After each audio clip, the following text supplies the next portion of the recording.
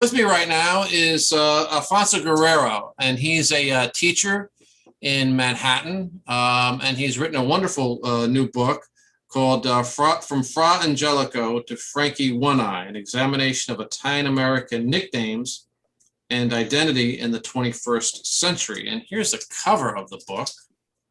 And I've seen a lot of covers, but this has got to be one of the best. The way it's illustrated is very nice.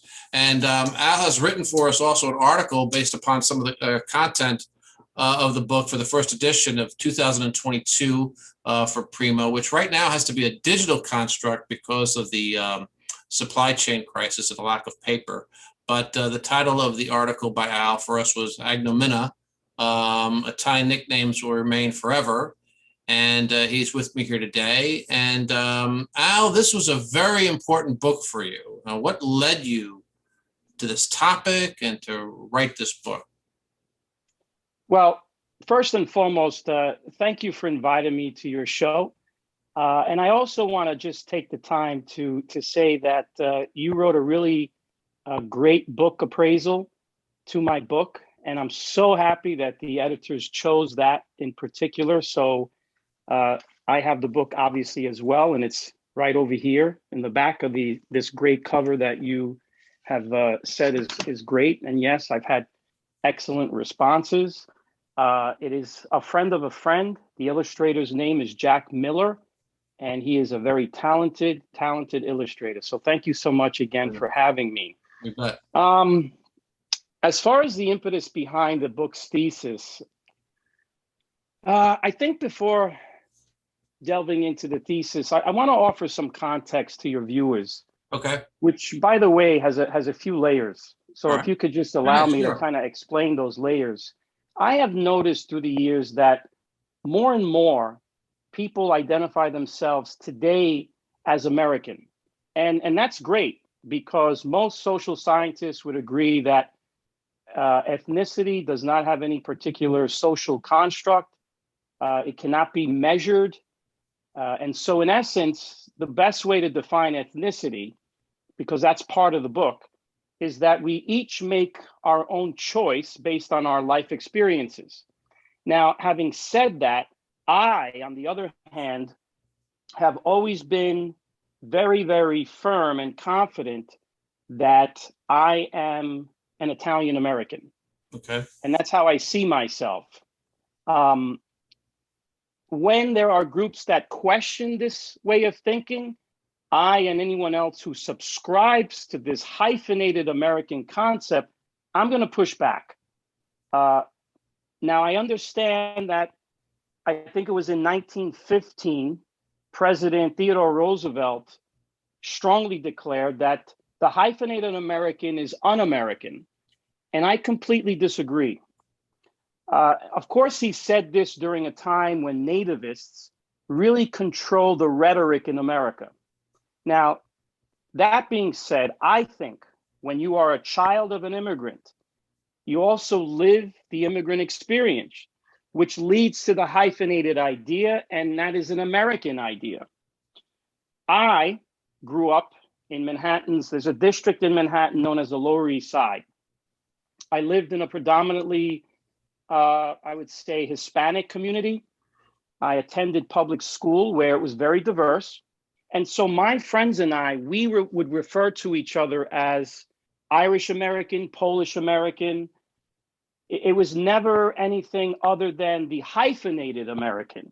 Now, the second layer to this reason for the book, to answer your question, is for me growing up, when you come from have a father who was an immigrant, as my father was, there's this clash of cultures, meaning, am I American? Am I Italian? And I say this because there's this duality of cultures here, right? That clashes. I had the privilege to traveling with my father to his town. The first time I went, I think I was 3 going on 4. And then we went other years. And when I traveled there, and this is where the first time nicknames applies. When I would go there, and my brother and sister as well, I'm the youngest of 3, my relatives, my cousins, would label us American. American is arrivado. You know, the Americans have arrived. And throughout day, night, this is how we were referred to as. And so, you know, yes, in one way it's a term of endearment, but it also kind of like you knew that in some ways you're not totally part of the culture. Right. When I returned to America, which is where I was born in New York City, my friends would refer to me as the Italian. Actually, it was more of a disparaging type of term, where they would say grease ball or spaghetti bender. Look, it was a time where this is what we did, right? This is how we called each other. Perhaps it wasn't right. I understand the sensitivity of today, but this is my generation. I'm in my 50s now, so this is my generation. This is how we refer to each other as. Right. But at the same time, and I've asked this question with those from Latin America, Asia, Africa, do you also feel when you are a child or even a grandchild of immigrant parents or grandparents, do you feel this duality of cultures? Does it clash? Are you accepted on the other side? Then when you come back, and they agree, they say, yeah, there's this constant like struggle. So of course, we're going to take on that hyphenated American idea. Now, the other point to be made, and probably the final point to be made to your original question is this.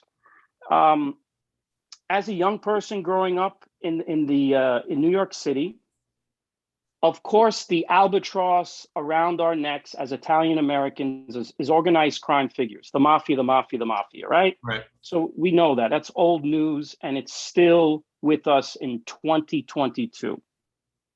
At the same time, there were these television sitcoms, and I don't know if you remember Welcome Back, Carter. Sure. Had a character's name, Vinnie Barbarino. It's by John The Travolta. Happy Days, right? John Travolta, Italian American. Arthur Fonzarelli, Happy Days, right? Right. The Fonz. Also around the 70s and 80s. And these characters, they were womanizers. In Vinnie Barbarino's case, he wasn't able to really complete a sentence. And I understand that was the character, but it's so interesting how the Italian American was characterized. Right. With Happy Days and the Fonz. He was a tough guy, former gang member, right? So there we go again. And then in the 90s, and you could correct me if I'm wrong, but I think Friends had a character by the name of Joey Trappiani, something to that effect. And it was the same thing. Yeah. Kind of like, slow and womanizer, but not much more. Right. And so for me, that was an issue. But also, and this is the other point that I want to make clear. Okay. In the 1980s, I don't know if most people realize this, but in the 1980s, most Italian American boys had the highest dropout rate, high school dropout rate in the 1980s among white European males. Was that for the country, or was that just for New York? That was for the country. Okay. Not just in New York City. Okay. It was for the country. Okay. So now you kind of say to yourself, okay, you kind of search. My parents were my role models. Okay. But obviously, pop culture kind of influences you to no end. Right. Right. And so I was just curious, like, is this all that there is? And there's this constant Italian American, etc. Italian American. So how is this possible? This is a group that had Cicero, Dante, Galileo, Marconi, Pirandello. So in America, it seemed like we were being reduced, perceived as like good fella goons. Yeah. We weren't able to kind of like, we were the brunt end of jokes. And I don't know. I just, growing up, getting getting older and always reflecting upon this, because this is how I identified myself, that hyphenated American. And I just kind of wondered, so when we entered the 21st century, I asked myself, so what does it mean to be an Italian American in the 21st century? Now, let me also say that the most recent census that I looked at 2020, as well as 2010 and 2000, those Americans who identified as Italian American were anywhere from the range of 14 to 16 million. Right? Yeah, right. Mm-hmm. But what does that actually mean? Yeah, sure. So now, of course, most are going to say, well, guess what?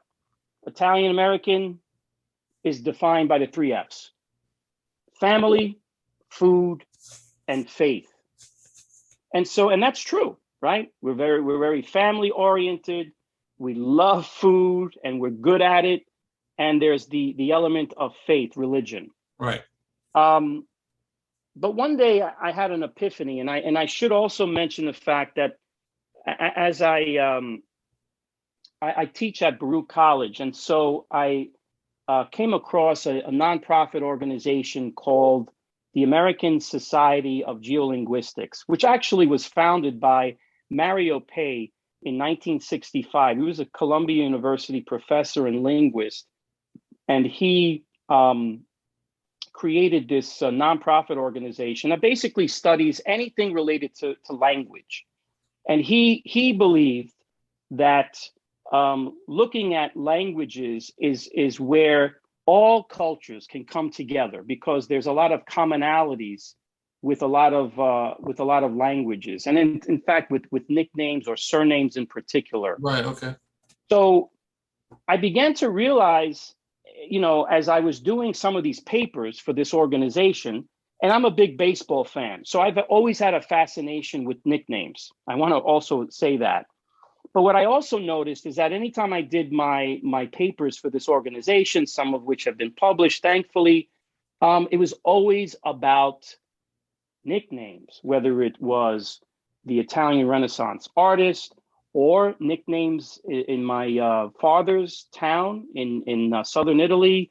Now, let me interrupt you real quick. What's your father's town in southern Italy? Can you give us the name of that? Yes, absolutely. So my father was born in a town called Mugnano del Cardinale, okay, Provincia di Avellino. It's province of Avellino, and that's more or less around 40 minutes from Naples, to kind of give you a... North of Naples, sorry? North of Naples, is that... A little bit more in the, I would say, along the southeastern part of Naples, okay, in that direction. Okay. And so, I don't know, I just started to constantly think about that question.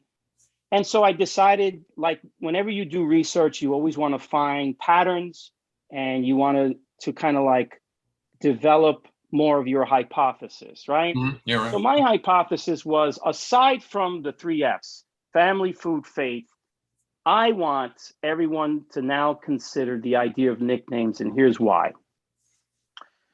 So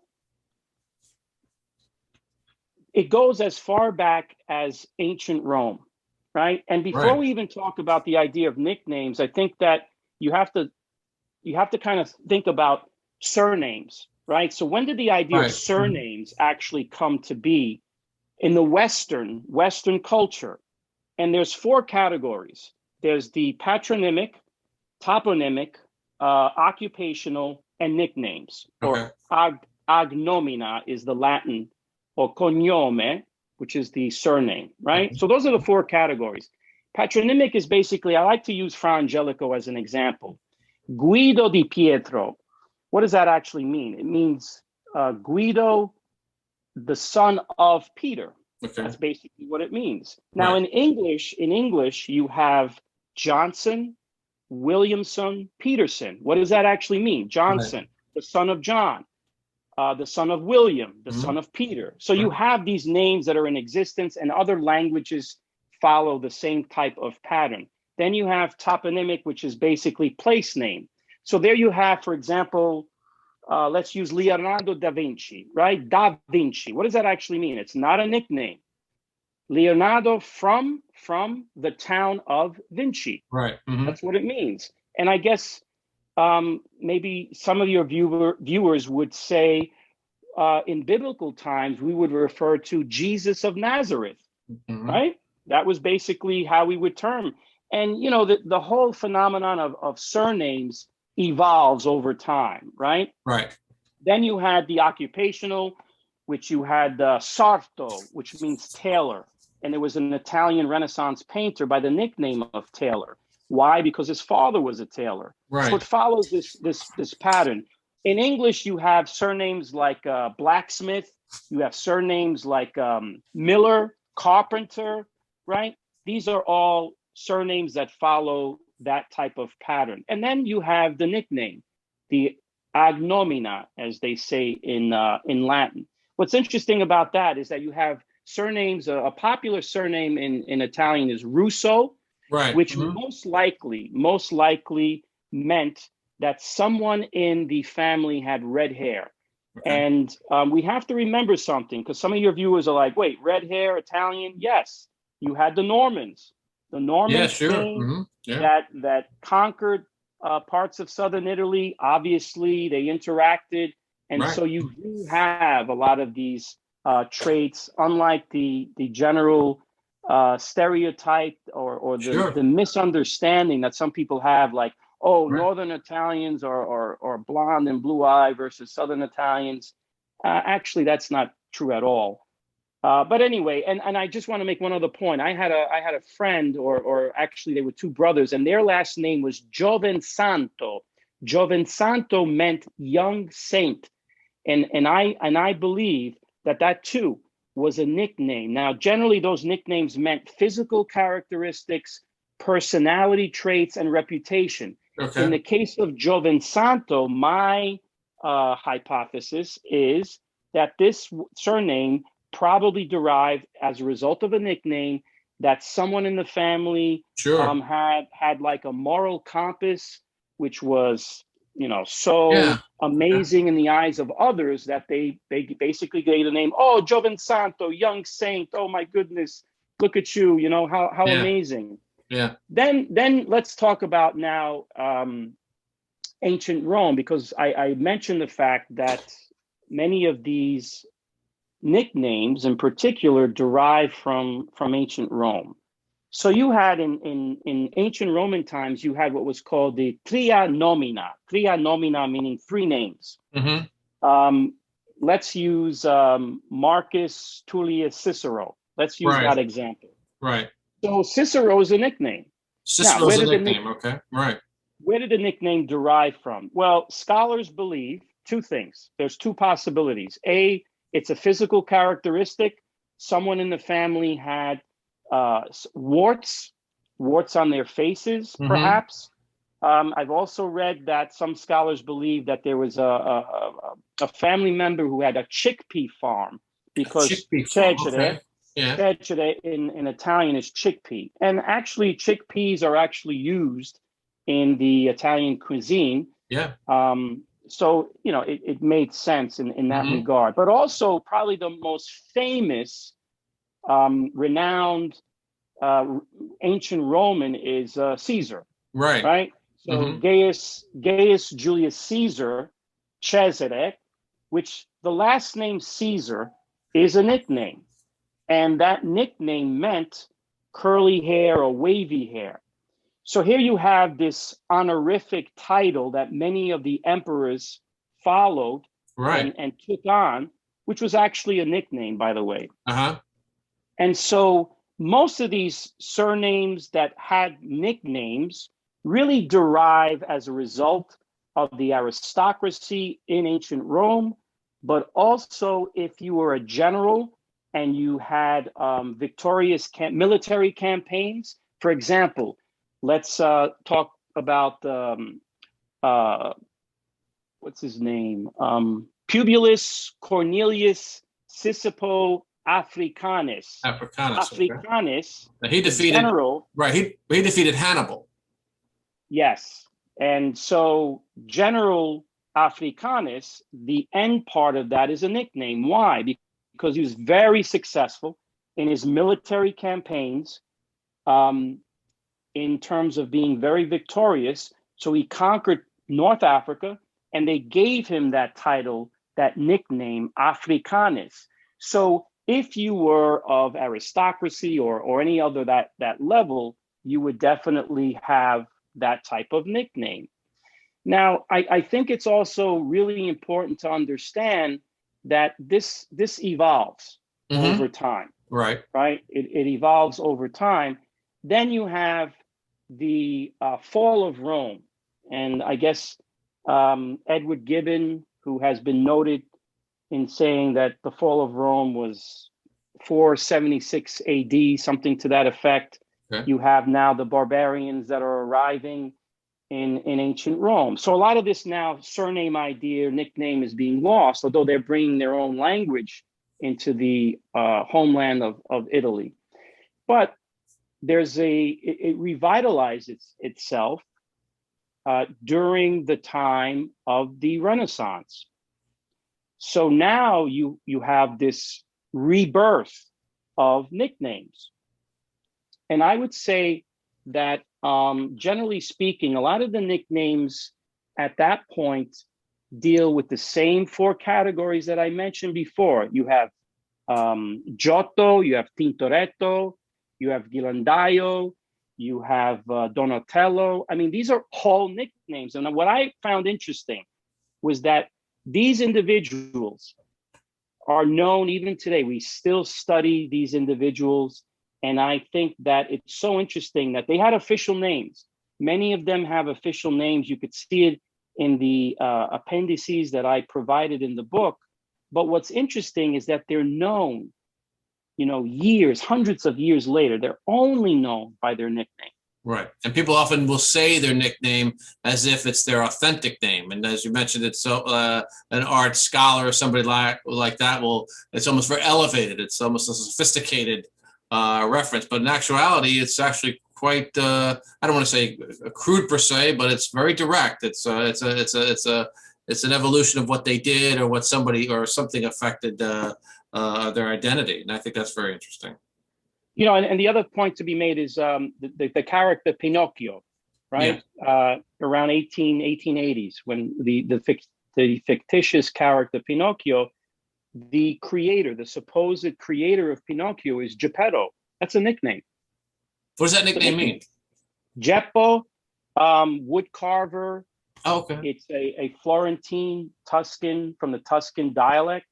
Okay. So it makes perfect sense that nicknames have been world renowned in Italian culture. I do want to make this point, however. Go ahead. Nicknames are in all cultures. Right. It's a prominent feature in all cultures. I would argue that Italian and Italian American nicknames are probably the most world known. And why is that? Right? I personally think it's the lyrical phronology. Okay. That because like when you say the word Giotto, it's pleasant. And there was a study that was done by a Harvard professor, which I cite in the book, and he basically studies the auditory sounds, which basically, in essence, talks about how we perceive pleasantry when we hear certain names. Okay. And Italian names in particular, because it's phonetic sound and there's a poetic sense to it, becomes pleasant. Now, that does not mean that we want to offend any other language or vernacular. Right. That's not true. But there have been studies that indicate that there's a particular attraction to Italian nicknames. And I think that to be true. Now, also to answer your question, I mean, look, in university, at many different levels, the Renaissance painters are known, right? In many cases, the media also kind of promotes this idea of nicknaming. In chapter 5 of my book, I talk about how we have two tabloid periodicals, the New York Post and the Daily News here in New York City. Okay. And they are just known to create this wordplay or puns related to, in my opinion, the Mario Puzo and the Nicholas Pileggi effect. And what that means is this. The mob movie genre in the United States and probably in the world attracts everyone, yes. Right? The box office, I mean, it's always right. Like the ratings are really high. Right. And so what the news editors do is that they'll take the idea of the Godfather, right? But they'll put a pun on it in terms of their headline. Here's a perfect example. I was in Florida in 2017, and I was checking out groceries with my wife, and I looked at the counter, and they had, because there's so many retirees that are in Florida that are from New York, they sell the Daily News and the Post. And I was looking across, and I noticed this headline that said "Dog Father." And I thought, wow, how interesting. And then, it had that, if you know the poster of the Godfather, the puppeteer and all that, right? Right. So I thought, wait, let me look at it. And the sub headline basically was, this one-time Gambino crime family member was now abandoning his criminal life, and he was becoming this savior for animals, especially dogs, dogs. Right. And so the headline read "Dog Father," right? And I mean, there's headlines like "Sob Fella," right? Sure. Yeah. "Cries Guy" from Wise Guy. Mm-hmm. I mean, it goes on and on. And sure, that was big in the 80s. Yeah, sure. Yes, but it was big in the 80s, those movies. But guess what? In 2020, 2021, we still see those headlines. Yeah. And I think that's for me is the fascination. Obviously, it's perpetuating a stereotype, which I go into in the book. So yeah. What makes you think, though, that nicknames, though, more than anything else, I guess, defines our town American identity? And this is something that you delve into, particularly now in this 21st century. Why do you think that's more so strong? The idea of nicknames defining our identity?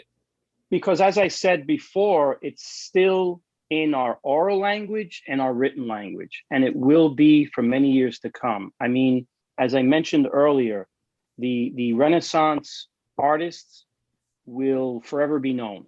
Right.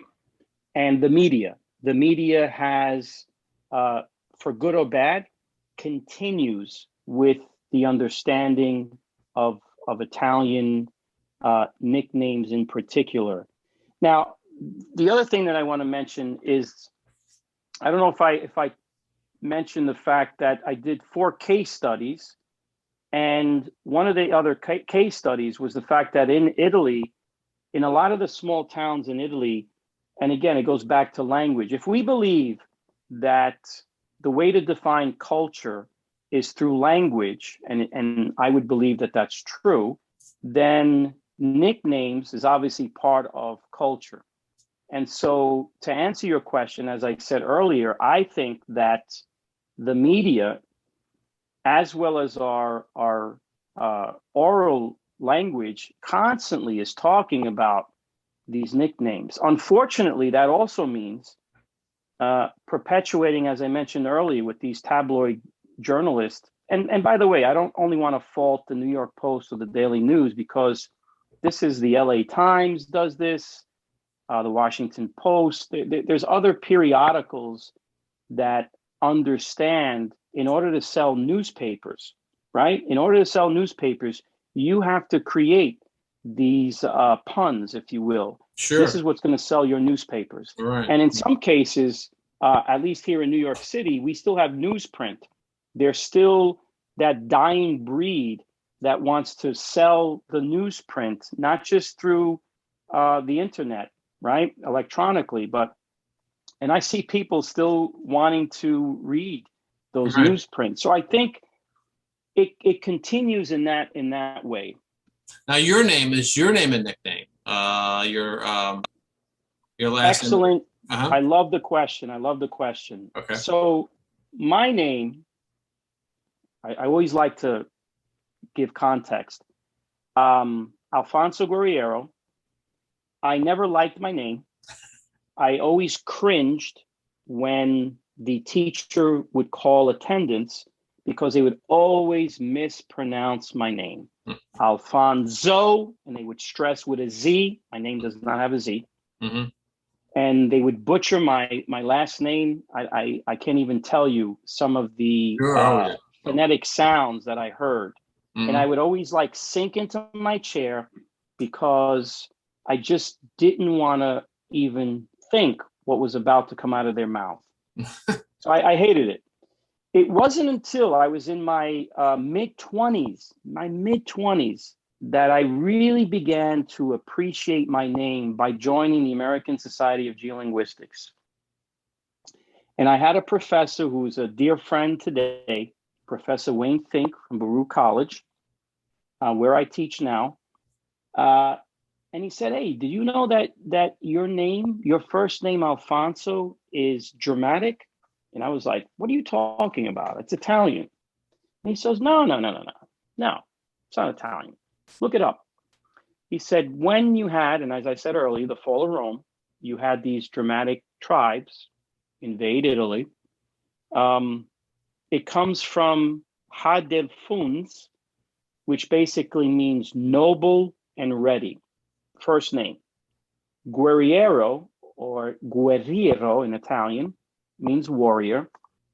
And so that's not a nickname per se, although I have read that guerriero could be a personality trait of individuals who are perhaps belligerent, or perhaps it was an occupation that eventually turned into a nickname. Mm-hmm, yeah. I don't know. Right. However, so getting to my point about how I didn't like my name, I was probably in the 6th or 7th grade, and I remember a friend of mine, we were playing football, and I remember a friend of mine, instead of saying Alfonso, he said, hey, Al, and I didn't respond because I didn't know. Mm-hmm.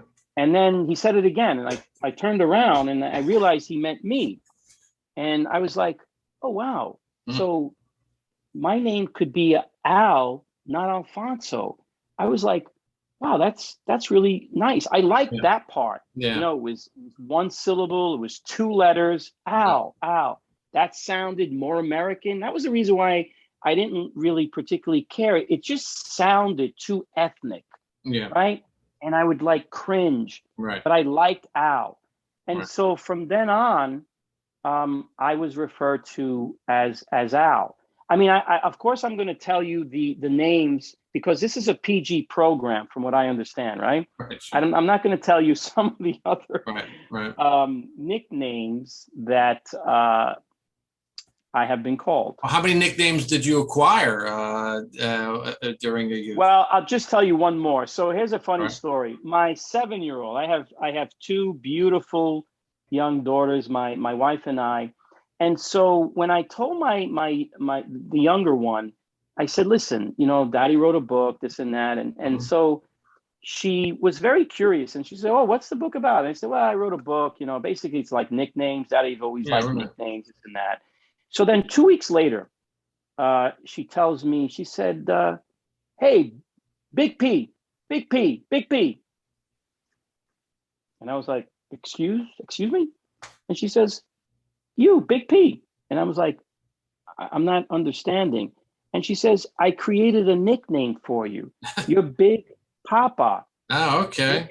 All right. That makes sense. And I thought, oh, wow. Yeah. All right. I like that. I like the fact that my daughter created a nickname. I mean, that's right nice, up my alley. Yeah. Yeah. Now, your mother's maiden name, what was her maiden name? What was your mother's maiden name? My mother's maiden name is Prezioso, precious.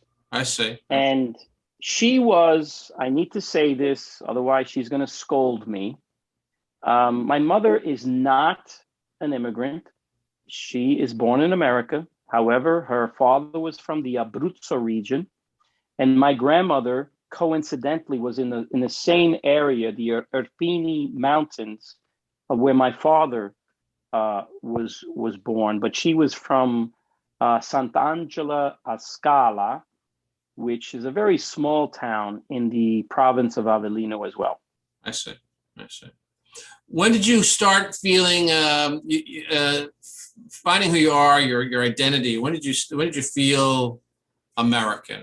Was there any? Did you always feel American? Did you feel as though you were always an outsider, and then you kind of then one day felt more accepted? Was that when they started calling you Al? Do you think, or? To be honest, I don't think that I've ever felt American. Really? You know? Okay. Yeah, and I don't really think that. Now, why do you say that? What makes you feel that way?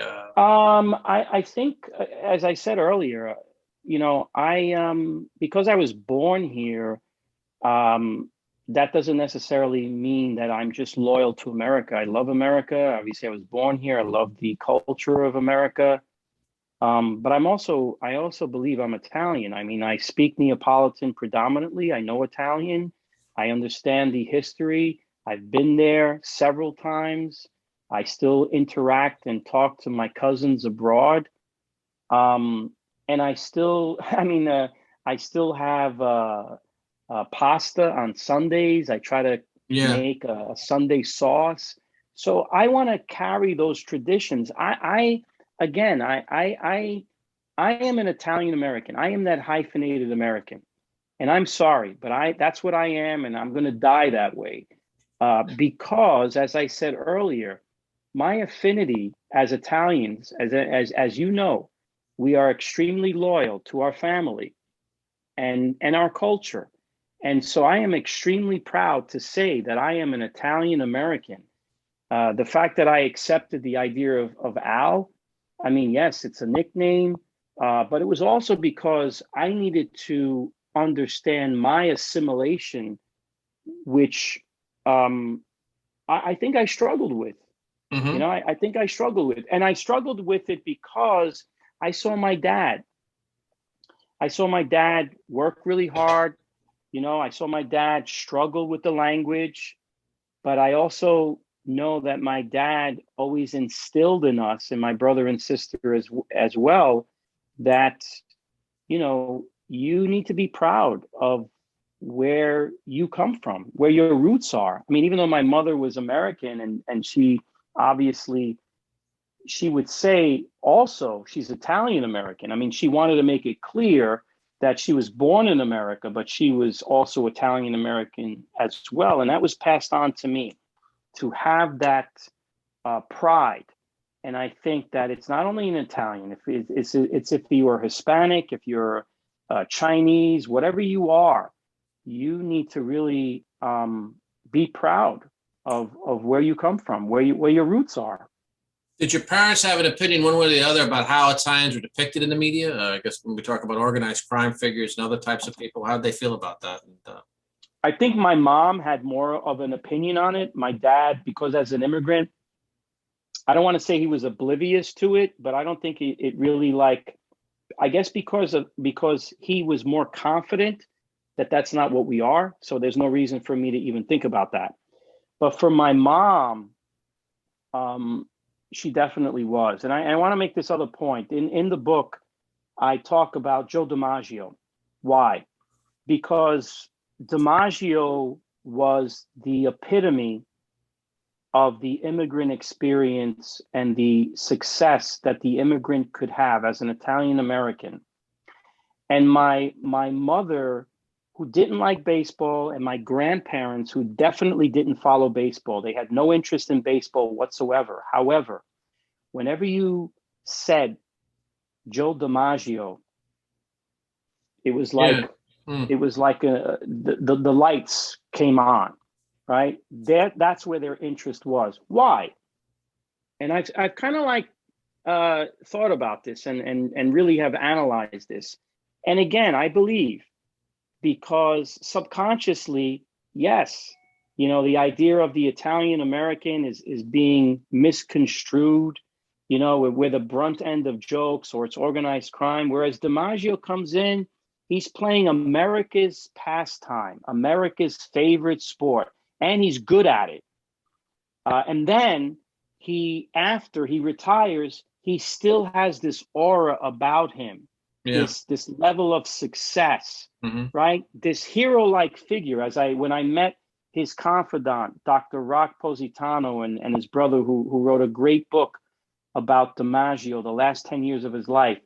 And when we talked about this, they were totally spot on. They said, you know, Dimaggio was aware of three things. He was aware of his image in terms of baseball.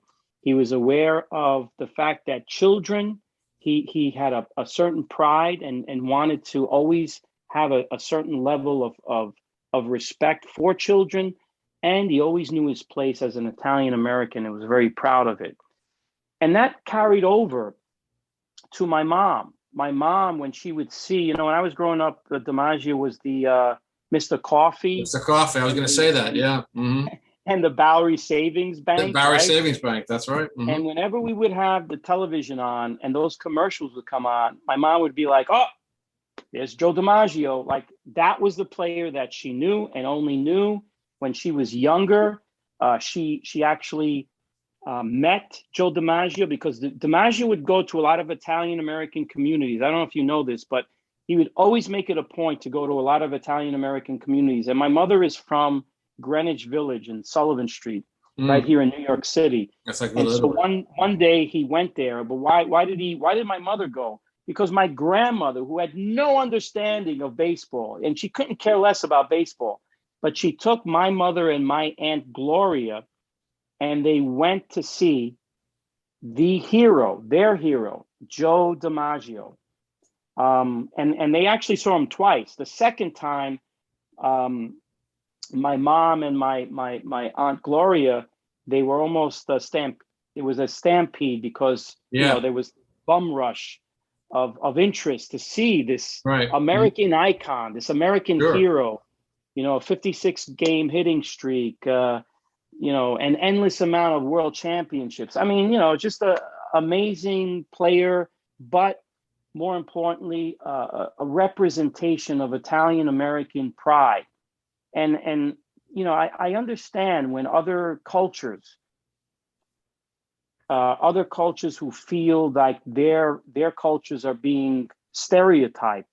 I understand, you know, the fact that you want to latch on to that one individual, positive, that the media portrays in a positive way, that then you can internalize. I mean, like I said earlier, my parents were my role models, but at the same time, in America, pop culture kind of goes at you and overwhelms you. So you almost like want to latch on to that one individual that you can have pride in.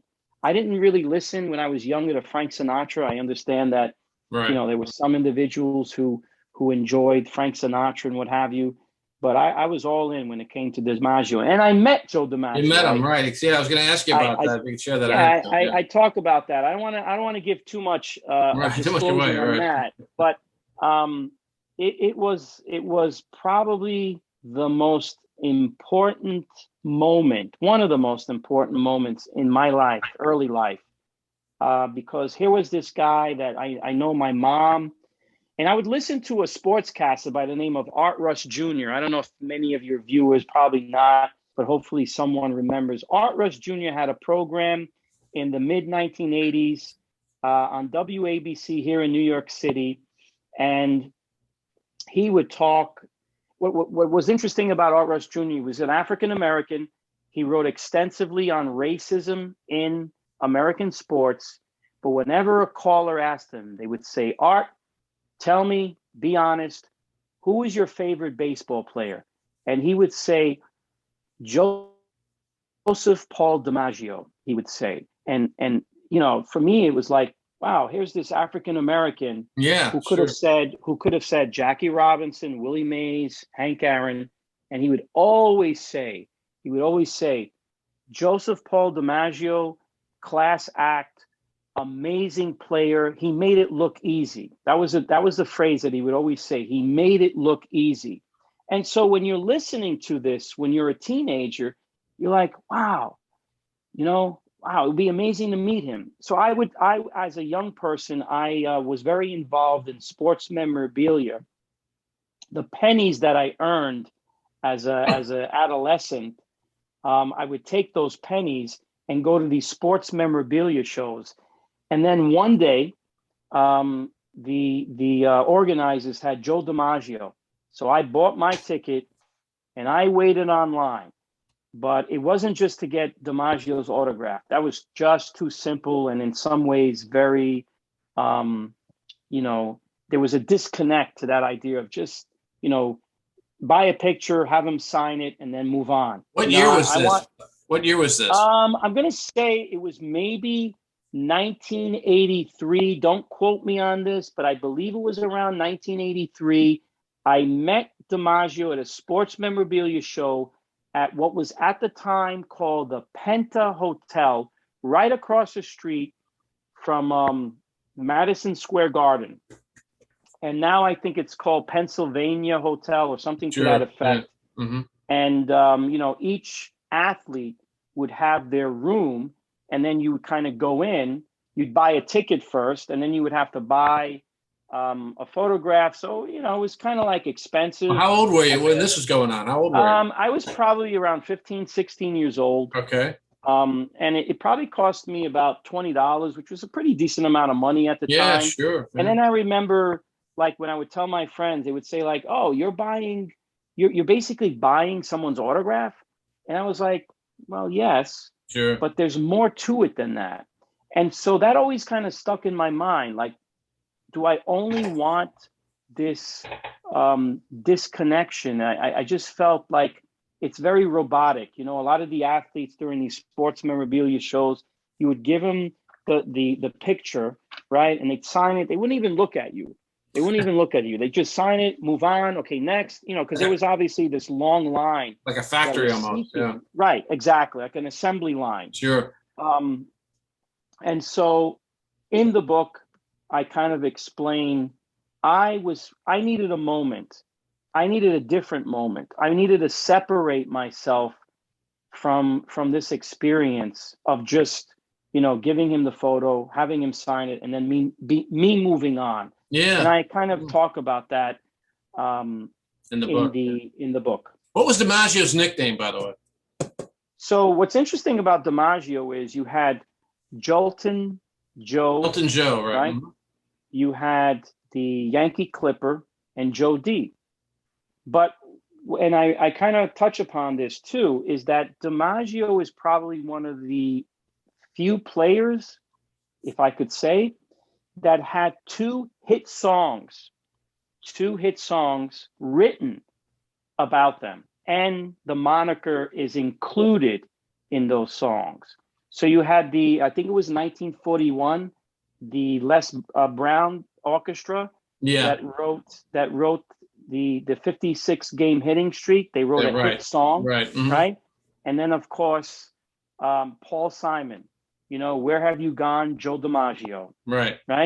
And so I found that to be fascinating. I don't know how many two different generations almost, extol his prowess and virtue. Yeah, absolutely. It's very, very interesting. Yeah, I mean, I don't know of many athletes who have had two hit songs that have included their nicknames in these songs. So how does people feel, and those who are interested in names and appellations and things, about your thesis and about your ideas of nicknames being so prevalent among Italian Americans? It's been really well received. I mean, it's on Amazon, it's Barnes and Noble, it's across worldwide. It's now in some other languages. I mean, I'm really happy. Like I was telling someone a couple of months ago, my heart and soul is in this book, and that's kind of like what I wanted to convey to the reader. I mean, I hope that readers will not only buy it, but really appreciate the fact that I'm trying to I'm trying to create, in some ways, a different understanding of Italian American culture, because I really feel passionate about this. You know, it is about the three F's, but I'm hoping that you consider the fact that nicknames are really big in Italian culture, as it is in many cultures. It is, you know? definitely, yeah. I've been doing this for a while, and there's been a lot of ideas that have come on my desk to try and define our identity, our Italian American culture. But yours is probably the most original, and I think it struck a chord with me because I grew up in a neighborhood surrounded by Italian Americans, and nicknames were, you know, day one, people were given nicknames. You received a nickname, and everybody had a nickname. So I think it's very prevalent, and it's a very fascinating idea. And here it is again. I'll just show everybody the cover, From Fra Angelico to Frankie One Eye: An Examination of Italian American Nicknames and Identity in the 21st Century. And we'll have a link as to where they can go to purchase the book.